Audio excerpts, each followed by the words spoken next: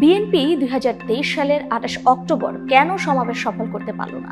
সেদিন মাঠে থাকলে 24 জুলাই আগস্টের আগেই শেখ হাসিনা সরকারের পতন ঘটত। কোনো ধরনের প্রতিরোধ ছাড়াই কেন তড়িঘড়ি করে ঘোষণা দিয়ে সমাবেশ পণ্ড করে দেওয়া হয়েছিল? চলুন জেনে নেওয়া যাক এসবের বিস্তারিত।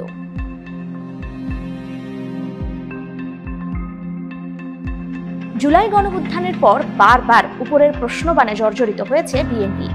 এই প্রসঙ্গ তুলে বিরোধী পক্ষ বহুবার বিএনপিকে কামান দাগিয়েছে, কিন্তু মূল ঘটনা কি ছিল?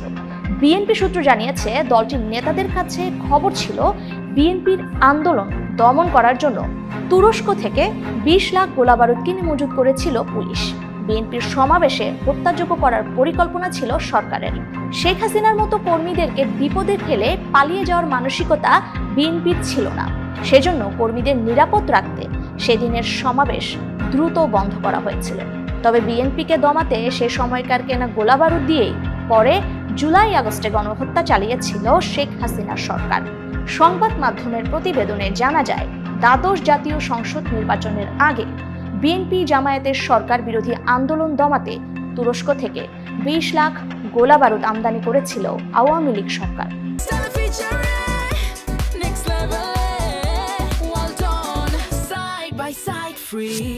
মূলত আওয়ামী লীগের একতরফা নির্বাচনকে বাধা দেওয়া আন্দোলনকারীদের দমাতেই তৎকালীন ঢাকা মেট্রোপলিটন পুলিশ তড়িঘড়ি করে সরকারকে বিপুল সংখ্যক অস্ত্র ও গোলাবারুদ সংগ্রহের একটি চাহিদাপত্র দেয়। চাহিদা অনুযায়ী দ্রুত সময়ে গোলাবারুদ সংগ্রহ করে সরকার। 2018 সালের নির্বাচনের পরে এটি ছিল পুলিশের সবচেয়ে বড় গোলাবারুদ আমদানির চালান। তুরস্ক থেকে সংগ্রহ করা ওই অস্ত্র দিয়েই 28 অক্টোবর বিএনপির মহাসমাবেশে প্রথমে হামলা করে পুলিশ।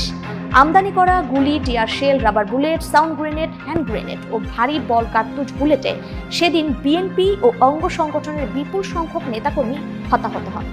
এদিন নয়াপল্টন, কাকরাইল, পুরানা পল্টন, দৈনিক বাংলার মোড়, মতিঝিল রণক্ষেত্রে পরিণত হয়। পুলিশের মুহুর্মুহু গুলিতে দুপুরের আগেই বিএনপির মহাসমাবেশ পণ্ড হয়ে যায়। অলিগলিতে পুলিশের গুলিতে শত শত নেতাকর্মী আহত হন। বিএনপি নেতারা বলেছেন, 28 অক্টোবর ছিল আওয়ামী লীগের দুঃশাসনের বিরুদ্ধে বিএনপির ডাকা মহাসমাবেশ। সেই মহাসমাবেশে বিএনপির ডাকে সারা দেশ থেকে জনগণ ঢাকায় জড়ো হয়েছিল। এতে ভীত হয়ে সরকার তুরস্ক থেকে আনা গোলাবারুদ নিয়ে জনগণের উপর ঝাঁপিয়ে পড়ে। সরকার বিএনপি নেতাকর্মীদের উপর গণহত্যা চালাবে বলেও খবর পাওয়া যাচ্ছিল। সেজন্য সারা দেশের নেতাকর্মীদের গণহত্যা থেকে বাঁচাতে সেদিন দ্রুত সময়ের মধ্যে মহাসমাবেশ সমাপ্ত করা হয়েছিল। পরবর্তীতে সেই গোলাবারুদ দিয়েই জুলাই আগস্টে গণহত্যা চালিয়েছিল আওয়ামী লীগ সরকার।